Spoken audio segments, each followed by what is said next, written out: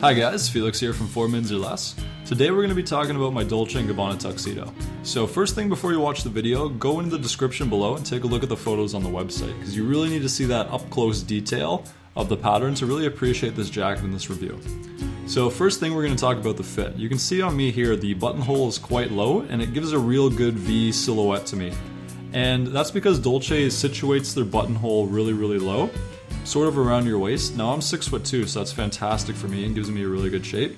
If you're not as tall, you might want to look at something with a higher buttonhole, maybe an Etro or an Armani, and that'll give you a taper closer to your waist and chest and make you look a little bit taller, and it'll give you a better shape. So just flopping it around to you can see the weight to it. It's a bit of a weightier fabric, not necessarily a bad thing. I actually kind of like that because it gives me a bit more structure.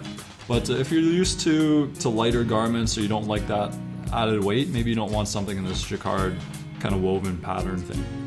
But I mean, I like it. That's just personal though. You can see all the trim here, it's in velvet, and we'll get a closer look at those lapels later on. But it's nice how they did all the trimming in the same velvet. It gives a real succinct look to it. So here are the surgeon's cuffs. These are fully functioning. Now, do they do anything? No, they're just for show, really. There's no real practical purpose to these things other than you just open it up, show it off, and it shows that there's detail to it and that a lot of work went into it and a lot of thought.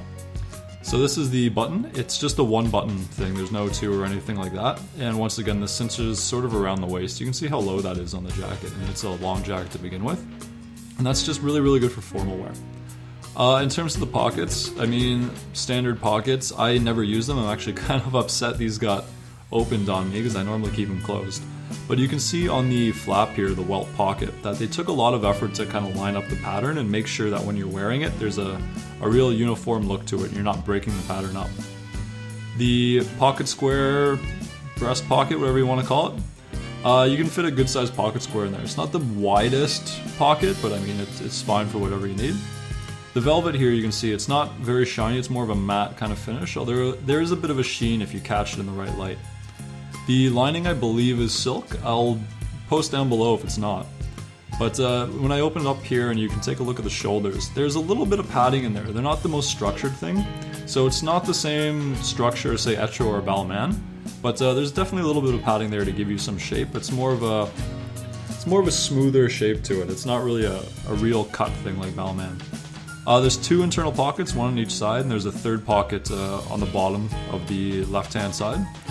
You know, standard pockets, nothing really, there's a button closure, nothing really to write home about.